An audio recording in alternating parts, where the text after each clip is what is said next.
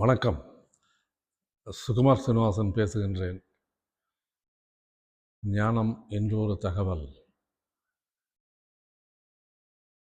ரமேஷ் பல்சேகர் என்ற ஒரு ஞானி இருந்தார். அவர் மகாராஷ்டிராவை சேர்ந்தவர். ஞானம் பெற்றவர். அவர் பெற்ற ஞானத்தை மக்களுக்கு எடுத்துரைத்திருந்தார். பல்வேறு புத்தகங்களும் எழுதியிருக்கின்றார். ஒரு சமீப காலத்திய ஞானி என்று அவரை சொல்லலாம். அவரை பற்றி நாம் அதிகமாக தெரிந்திருக்க வாய்ப்பில்லை. ஏனெனில் அவர் மகாராஷ்டிராவை சேர்ந்தவர். ஆனால் ஆன்மீக சாதகர்கள் மத்தியிலே ரமேஷ் பல்சேகருக்கு ஒரு தனி இடம் உண்டு. அவர் ஒரு எளிய முறையிலே எவ்வாறு ஞானத்தை பற்றி எடுத்துரைக்க முடியுமோ அதை அவர் மிகவும் சிறப்பாக செய்திருந்தார். அதனால் ஆன்மீக சாதகர்களுக்கு அது ஒரு நல்ல வழித்துணையாக இருந்திருக்கும் என்று நான் நம்புகின்றேன். அவர் ஒரு சிறிய கதையை சொல்லுவார். அதாவது ஒரு மனிதர் இருந்தார். அவருக்கு அவருடைய ஒரு சித்தப்பா, நோய்வாய்ப்பட்டிருந்த சித்தப்பா ஒருத்தரும் இருந்தார். அந்த சித்தப்பா இறந்து விட்டார். அப்பொழுது அந்த இறந்த பிறகு அவருக்காக, இந்த மனிதருக்காக அவருடைய சித்தப்பா அவருடைய சொத்துக்களை உயில் மூலமாக எழுதி வைத்திருந்தார் என்று கண்டுபிடிக்கப்பட்டது. இவர் மிகவும் மகிழ்ச்சி அடைந்தார். எல்லா சொத்துக்களும் தமக்கு வந்துவிட்டன என்று. அந்த சொத்துக்களிலே அவருக்கு சொந்தமாக ஒரு வீடு, ஒரு பெரிய பங்களா ஒன்று இருந்தது, ஊருக்கு வெளியிலே. சம்பவம். சரி, அந்த வீட்டை என்னவாக பார்க்கலாம் என்று, அதனுடைய நிலைமை என்ன என்று தெரிந்து கொள்வதற்காக அந்த மனிதர் அங்கே சென்றார். அந்த வீட்டை பார்த்தால் அது மிகவும் பழைய பங்களாவாக இருந்தது. ஆல்மோஸ்ட் ஒரு டிலாபிடேட்டட் கண்டிஷன் என்று சொல்லலாம். இடிந்து விழக்கூடிய நிலையில் இருந்தது என்று சொல்லலாம். அது எந்த வகையிலுமே அது வாழ்வதற்கு தகுதியற்றது என்றும் சொல்லலாம். ஆனால் ஒரு நல்ல இடம், ஒரு பெரிய வீடு மறுபடியும் கட்டுவதற்கான வாய்ப்புகள் நிறைய உண்டு. எனவே அவர் அந்த வீட்டை முழுவதுமாக பார்த்து விடலாம் என்று உள்ளே சென்றார்.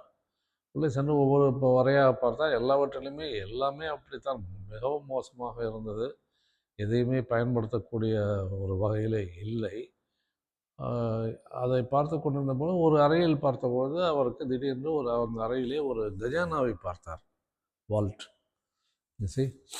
அந்த வால்ட் பார்த்த உடனே இவருக்கு மிகவும் சந்தோஷம் வந்தது. ஏனெனில் வழக்கமாக இந்த மாதிரி ஒரு வால்ட் அல்லது லாக்கர் என்று சொல்லப்படுகின்றவற்றில் மிகவும் விலை உயர்ந்த பொருட்களை வைத்திருப்பார்கள். அது நகையாக இருக்கலாம், பணமாக இருக்கலாம், டாக்குமெண்ட்ஸ் என்று பல்வேறு விதமான ஒரு விலை உயர்ந்த பொருட்கள் இருக்க வாய்ப்பு உண்டு என்று அவருக்கு தெரியும். அதனால் அதை பார்த்தோன்னு சந்தோஷப்பட்டார். ஆச்சரியமாக அந்த வால்ட்டிலேயே அந்த பூட்டும் சாவியும் தொங்கிக் கொண்டிருந்தது. ஸோ இவர் உடனே அந்த சாவி மூலமாக அந்த வால்ட்டை திறந்து பார்த்தால் அவருக்கு மிகவும் ஆச்சரியமாய் போய்விட்டது. ஏனெனில் உள்ளே கட்டுக்கட்டாக ரூபாய் நோட்டுகள் இருந்தன. அவையெல்லாம் ஒரு கிட்டத்தட்ட ஒரு கோடிக்கணக்கிலே வரும் என்று அவர் மிகவும் சந்தோஷப்பட்டார். பிறகு அந்த வால்ட்டை அவர் அங்கிருந்து எடுத்துக்கொண்டு தன்னுடைய வண்டியிலே வைத்துக்கொண்டு அதை வீட்டுக்கு கொண்டு வந்து விட்டார். வீட்டுக்கு வந்த பிறகு தான் அவருக்கு தோன்றியது, இந்த இவ்வளோ பணத்தை வீட்டுக்குள் வைத்திருப்பது அவ்வளவு ஒரு செக்யூரிட்டி இல்லை, பாதுகாப்பு கிடையாது. ஆனால் வங்கியிலே டெபாசிட் செய்து விடலாம் என்று தோன்றிற்று. அதனால் பிறகு மறுநாள் என்ன செய்தார் என்றால், அந்த அவ்வளோ பணத்தையும் எடுத்துக்கொண்டு வங்கிக்கு சென்றார். வங்கிக்கு சென்று அங்கே இருக்கும் வங்கி மேலாளரிடம் கூறினார், இதை என்னுடைய அக்கௌண்ட்டிலே டெபாசிட் செய்து விடுங்கள் என்று. வங்கி மேலாளரும் மிகவும் சந்தோஷப்பட்டார். ஏன்னால் டெபாசிட் வருகின்றது. எனவே அவரும் மிக சந்தோஷப்பட்டு, நீங்கள் சிறிது நேரமாகும். ஏன்னா இந்த கதை இந்த நோட் கவுண்டிங் மெஷின்ஸுக்கு முன்னால் நடந்தது. அதனால் அப்போது கவுண்டிங் மெஷின்ஸ் கிடையாது. எல்லாமே ஒரு பர்சனலாக எண்ண வேண்டும். மேனுவல் கவுண்டிங் என்று சொல்லுவார்கள். ஸோ நாமே தான் எண்ண வேண்டும். எல்லா நோட்டுக்கட்டுகளையும் எண்ணுவது மிகப்பெரிய கஷ்டமான விஷயம். எனிவே, ஸோ அதனால் மேனேஜர் என்ன சொன்னார் என்றால், நீங்கள் சிறிது காலம் வெயிட் பண்ணுங்கள், நான் அதை முடித்துவிட்டு பிறகு உங்களுக்கு நான் ரசீது தருகின்றேன் என்று சொன்னார். இவரும் வெயிட் பண்ண ஆரம்பித்தார். மணித்துளிகள் ஓடின. அரை மணி நேரம் ஆயிடுச்சு, 1 மணி நேரம், 2 மணி நேரம், 3, 4, 5 மணி நேரம் ஆகிவிட்டது. இவருக்கும் வெறுப்பு தட்ட ஆரம்பித்து விட்டது. ஆனால் அப்பொழுதுதான் மேனேஜரும் வந்தார். ஆனால் அவர் முகத்தை பார்த்தால் அவ்வளவு ஒரு அவர் சொல்லக்கூடிய அளவுக்கு ஒரு மகிழ்ச்சியான முகமாக தோன்றவில்லை. மிகவும் துக்கப்பட்டவர் போல் இருந்திருந்தார். ஏன்னா எல்லாவற்றையுமே எண்ணி முடித்திருக்கிறார்களே, அந்த வலி இருக்கும். ஸோ அப்பொழுது அவர் அந்த மேனேஜர் வந்து இந்த மனிதரிடம் கேட்டார், உங்களுக்கு இதை யார் கொடுத்தது என்று. இந்த மனிதர் சொன்னார், இதை யாரும் கொடுக்கவில்லை, என்னுடைய சித்தப்பா ஒருத்தர் இருந்தார், அவர் இறந்து விட்டார், அவர் உயிரிலே என் பேரிலே எல்லா சொத்துக்களையும் எழுதி வைத்து விட்டார். ஸோ அப்பொழுது அவருடைய இருந்த வீட்டிலே, அந்த வீட்டிலே நான் பார்த்தபோது இந்த வால்ட்டை எனக்கு கிடைத்தது. அதிலே வந்து ரூபாய் நோட்டுகள் கட்டுக்கட்டாக கிடந்தன. அவற்றைத்தான் நான் கொண்டு வந்தேன், எனக்கு வெளியிலிருந்து யாரும் கொடுக்கவில்லை என்றெல்லாம் சொன்னார். அப்பொழுது அந்த மேனேஜர் சொன்னார், ஐயா நீங்கள் தவறாக நினைக்க வேண்டாம், இந்த நோட்டுகள் அத்தனையுமே வந்து போலியானவை, கவுண்டர்ஃபீட் நோட்ஸ் என்று சொன்னார். இவற்றுக்கு எந்த மதிப்புமே கிடையாது, ஏன்னா போலியான நோட்டுகள் அல்லவா, அதனால் இதுக்கு மதிப்பே கிடையாது, அதனால் நீங்கள் வந்து வருத்தப்பட வேண்டாம் என்று அவருக்கு ஆறுதல் சொல்வது போல் சொன்னார். இதை கேட்டவுடன் இந்த மனிதருக்கு மிகவும் துக்கம் வந்து விட்டது. ஏனெனில் ஒரு பெரிய சொத்துக்கு அதிபதியாக போன்றோம் என்ற ஒரு எண்ணத்தில் இருந்தவர், அது இந்த சொத்துக்கு மதிப்பே இல்லை என்று கேள்விப்பட்டால் எப்படி இருக்கும்? அவர் மிகவும் வெறுத்து விட்டார்.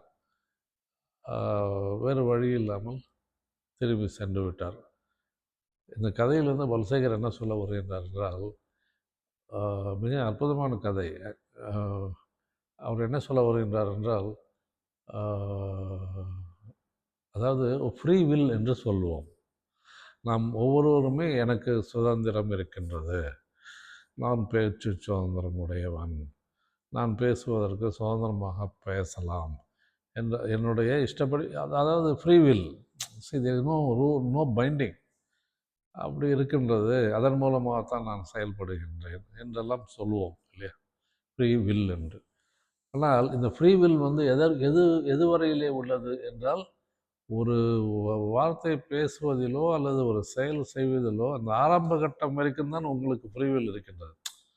ஏதோ ஒரு செயலை செய்ய ஆரம்பிக்கின்றீர்கள், ஆரம்பித்த பொழுது நீங்கள் முதலிலே என்ன செய்கின்றீர்களோ அதோடு உங்களுடைய வேலை முடிந்து விட்டது இல்லையா.